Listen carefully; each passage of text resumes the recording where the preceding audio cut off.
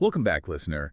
Today, we're going deep, Mm. into Islamic prayer. Mhm. The opening verses of Surah Al-Fatiha, Mhm. the first chapter of the Qur'an. And you know what's great about this is you've sent us not just the verses, but some amazing commentary. So get ready because we're going to be uncovering layers of meaning Mhm. that go way beyond just a Mm. simple translation. I think these verses, recited by millions daily, really hold incredible depth. Yeah. And we'll be exploring linguistic nuances and Mhm. historical context and even some philosophical debates that they kind of spark. Oh, perfect. So we're not just getting a translation, but a deep dive into like the WHY behind the words. Right. Let's start with that famous phrase, in the name of Allah, the most gracious, the most merciful, the basmala. I mean, Yeah. it's so easy to just say those words without really thinking about it. Yeah. But the commentary you provided really highlighted how Yeah. profound they are. It's true. The commentary points out that, people often invoke a name they love or respect when starting something important, almost like you're seeking a blessing on the endeavor, Correct.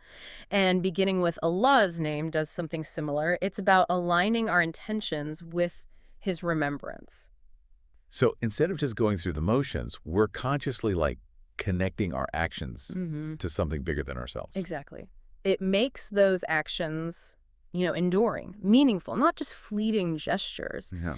Think about how often we start projects, with a sense of purpose, but they fizzle out. Hmm. Could starting with the basmala, with that intention of connecting to the divine, help us to stay focused and committed? That's a great point. Yeah. It makes you think about the intention behind like everything you do. Yeah.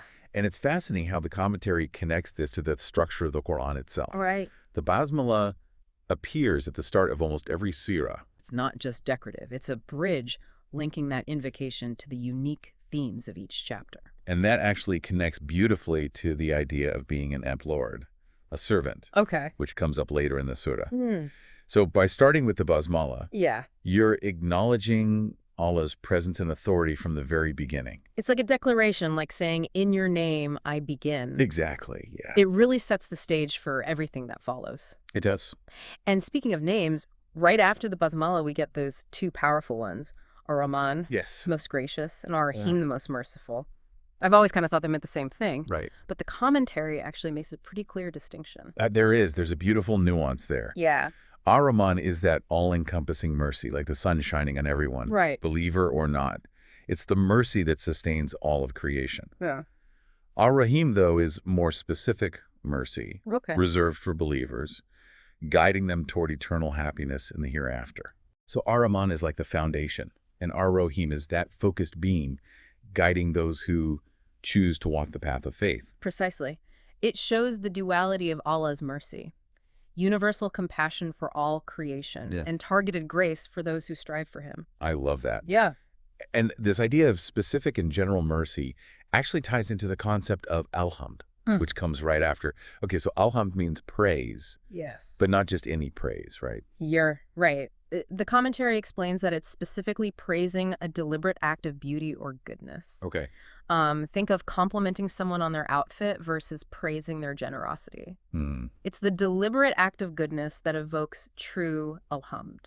So it's about recognizing the thought and intention behind the action. Yeah. And of course, the commentary reminds us, all of this goes back to Allah. It's a profound realization, isn't it? Every beautiful thing we see, every act of kindness, Yeah. every moment of joy ultimately reflects back to the Creator. Allah is the source of all creation. Right.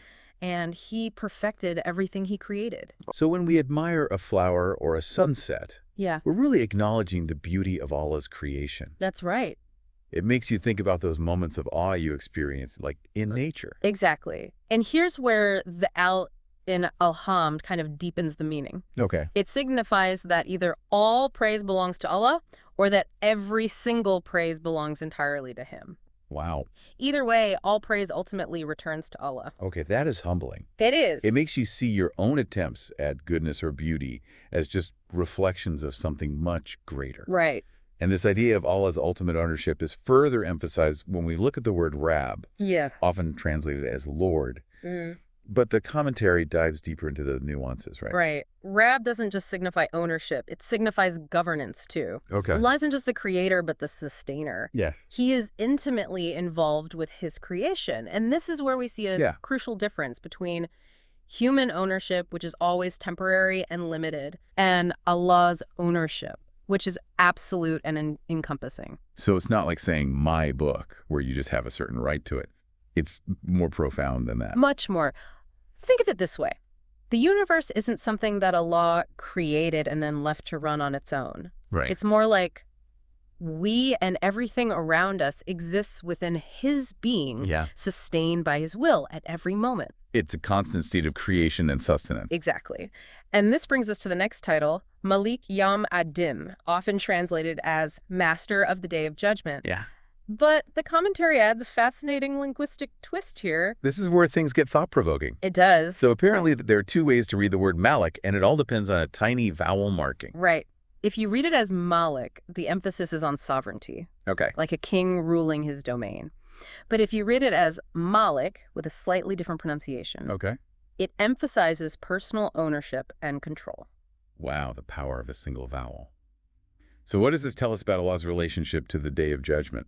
Well, while both interpretations are valid, many scholars emphasize Malik because it underscores the personal nature of Allah's dominion over the Day of Judgment. Okay. It's not just overseeing the proceedings, it's being intimately involved in every aspect. It ties back to the concept of Allah as the ultimate cause. Right. If all creation originates from him and all praise returns to him, then the Day of Judgment isn't just an event, it's an extension of his ownership and authority. It makes you think about that day in a whole new light. And speaking of scope, we can't forget that little word al-Amin, worlds, that appears after Rab. Right. Seems simple enough, but the commentary explains that it too has multiple layers of meaning. Al-Amin can refer to all of existence, categories of creation, even specific groups. Okay. But what's fascinating is how, in the context of Rab al-Amin, Lord of the Worlds, the commentary focuses specifically on the worlds of humans and jinn. Okay. These are the beings who will be judged on the Day of Judgment. Yeah. So while Allah's lordship extends over all creation,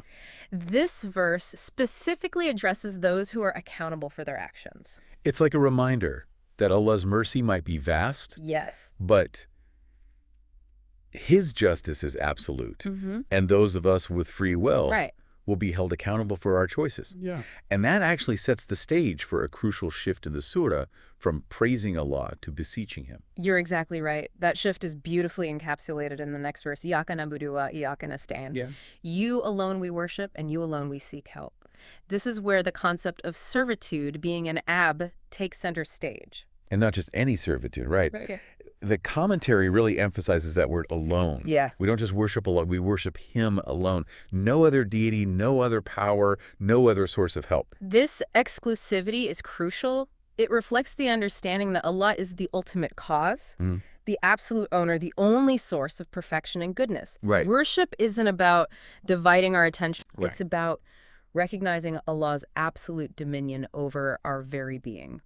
And this reminds me of the commentary's point about how, as humans, our ownership is always limited. But Allah owns everything, our faculties, our thoughts, our very ability to act. It's complete dependence. And that dependence is emphasized even more by the use of the plural we in the verse. It's a subtle detail, but it dissolves the ego. Instead of I worship, it's we worship. It fosters unity among worshipers. We're all in this together, equally dependent on Allah. And that need for guidance takes center stage in the next verse, where we directly ask for direction. Idina as Sirat al-Mustaqim. Guide us to the straight path. This is where things get really interesting, wouldn't you say? Absolutely. This seemingly straightforward request opens a universe of questions.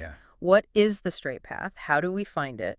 And why do we need guidance even after affirming our belief in Allah? And why are there three categories of people mentioned later in the surah? Those who are blessed, those who incur wrath, and those who are lost. It suggests different paths, different destinations, even within faith. This raises a crucial question. Is guidance just about following rules? Or is it something deeper, something that transforms our very being? This is where the commentary on the straight path's imagery becomes illuminating. The commentary describes the straight path as a road that firmly holds its travelers, preventing them from straying. It's not just a direction. Right. It's an active force guiding us, keeping us safe. There's also this beautiful imagery of ascent. Yeah.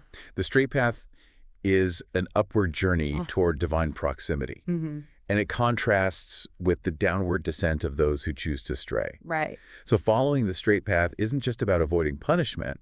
It's about actively seeking a closer relationship with Allah. It's a way of being, constantly striving for something higher than just worldly success.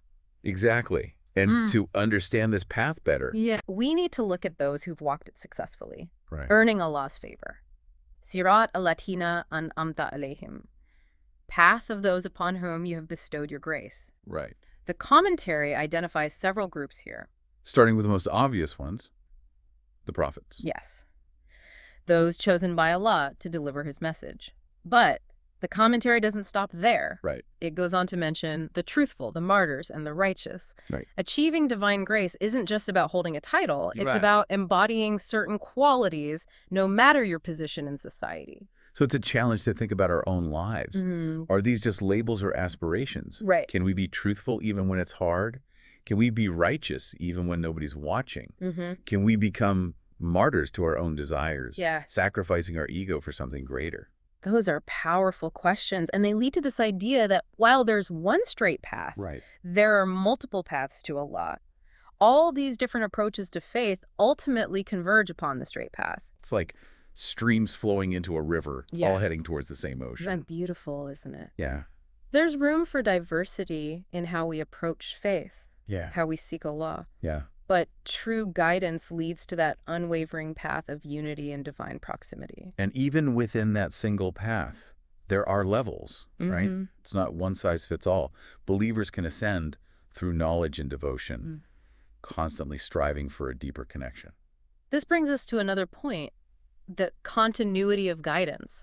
The surah doesn't end with simply asking for directions. Right. It emphasizes the need for continuous help. Okay. Even for those already on the path. It's like saying, okay, I found the path, but now I need help staying on it, avoiding the pitfalls. Exactly. And the commentary highlights two specific dangers.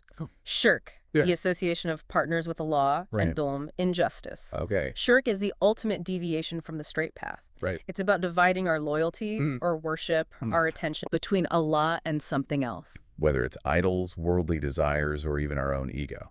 Anything that takes precedence over Allah is a form of shirk.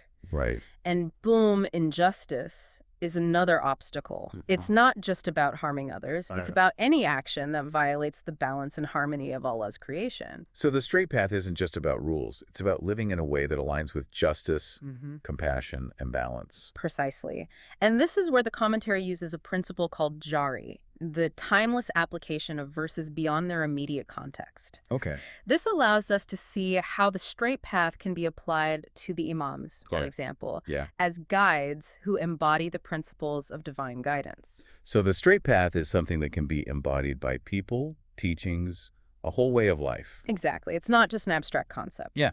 And this brings us back to the surah's message of guidance. The Qur'an was revealed as a guide for all humanity. These verses, though revealed centuries ago, still speak to the human condition today. And that's the beauty of the Qur'an.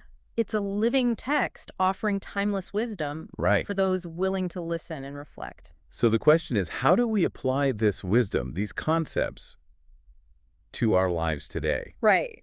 It can feel a bit overwhelming, right? Well, I think the surah itself gives us some clues. It starts by praising Allah. Cultivating gratitude and acknowledging Allah's blessings is a powerful first step. Okay, so focusing on the positive, appreciating what we have instead of dwelling on what's missing. It's about shifting our perspective to see the world through a lens of gratitude. That can make a huge difference in how we approach life, interact with others, and deal with challenges. It helps us to remember that we're part of something bigger than ourselves. Exactly. Which brings us back to that concept of abd, the servant. Yeah. It's not about being powerless. Right. It's about recognizing our place in the grand scheme of things, our dependence on Allah. And recognizing that dependence is what empowers us to live a meaningful life. Paradoxically, yes. When we acknowledge our limitations and our need for guidance, Yeah. we open ourselves up to Allah's grace and support. It's like saying, I can't do this alone, but I don't have to.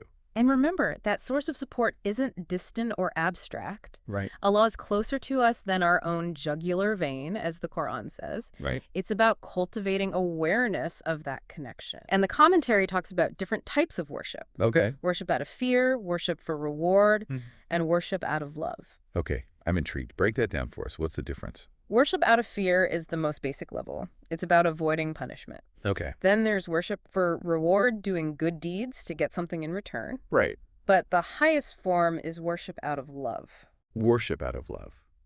That sounds beautiful.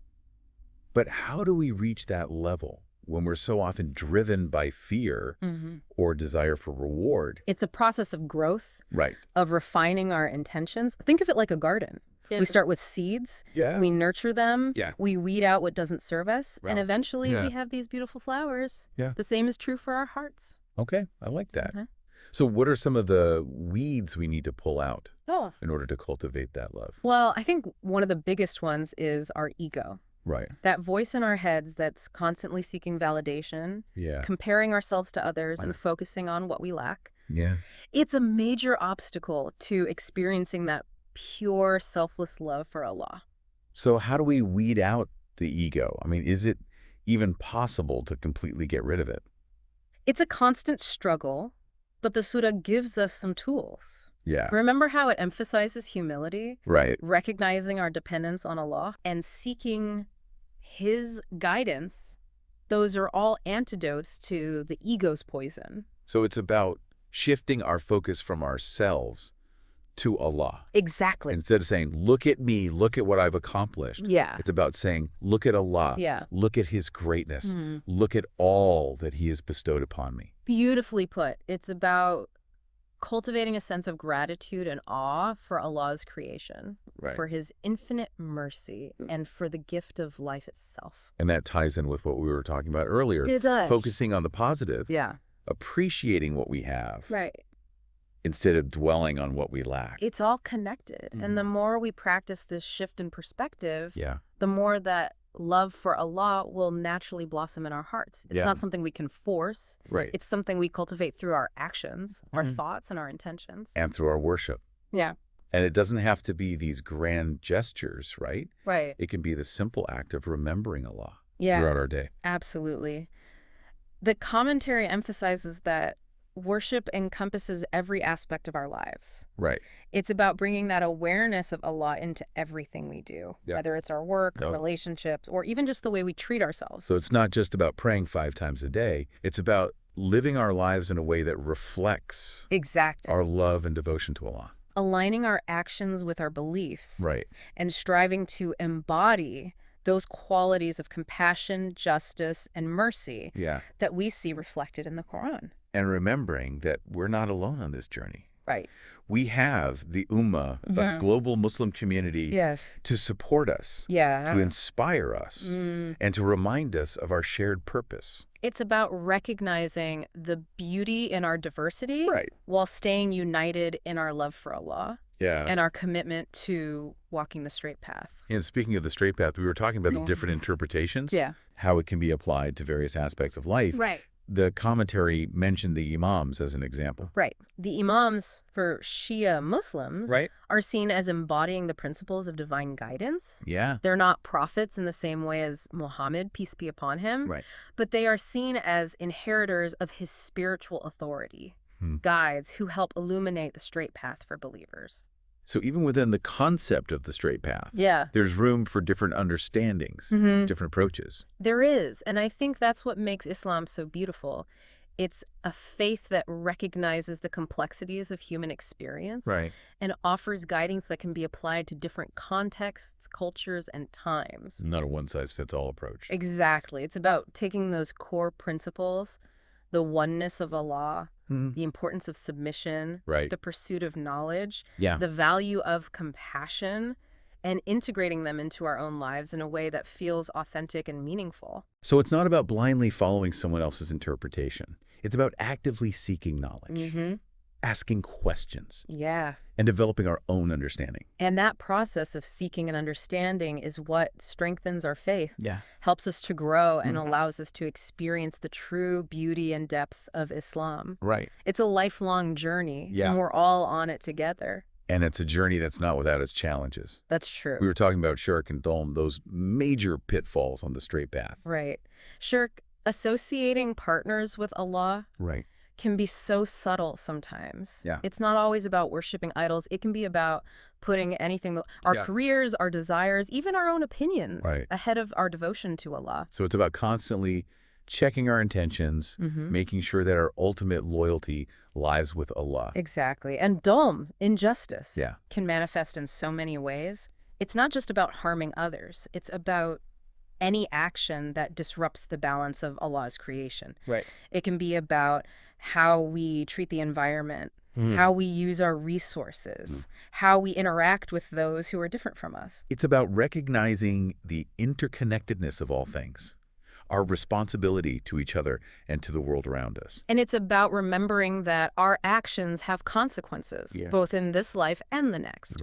The surah reminds us that we will be held accountable for our choices. And that brings us to the final portion of the surah, where we see those consequences laid out, those different destinations that await us on the Day of Judgment. Yes, and the commentary provides some fascinating insights into those destinations, those three categories of people. Those blessed with Allah's grace, those who incur his wrath, and those who are lost. It really is a lifelong journey, and you know, sometimes it feels like we're taking 2 steps forward and 1 step back. Especially in a world that seems to pull us in so many directions. It's easy to lose sight of what truly matters. You're absolutely right. But I think the beauty of the surah and the Qur'an as a whole is that it provides this constant compass. This reminder of what we should be striving for. Speaking of striving, when we were talking about al-Dalan, those who are lost, it made me think about the importance of community. It's not just about individual effort, right? The commentary actually talks about the role of the Ummah, the global Muslim community, in supporting each other on the straight path. That's a crucial point. We're not meant to walk this path alone. We need each other's support, encouragement, and guidance. The Ummah is like a safety net, helping to catch those who might stumble, providing a sense of belonging and reminding us that we're all part of something larger than ourselves. I love that analogy, a safety net. And it makes me think about those who might not have that kind of support system. Maybe they're new to Islam, or they're surrounded by people who don't understand their faith. How can we, as individuals, contribute to creating that sense of community, of belonging for those who might be feeling lost? That's such an important question. I think it starts with simple acts of kindness, of reaching out, of creating spaces where people feel welcomed and supported. It's about sharing our knowledge without judgment, offering a listening ear, and reminding each other that we're all on this journey together. It's about embodying those qualities of compassion and mercy that are so central to Islam. Exactly. Remember those 2 names we discussed earlier? Ar-Rahman and Ar-Rahim? Those qualities of divine mercy should be reflected in our interactions with each other.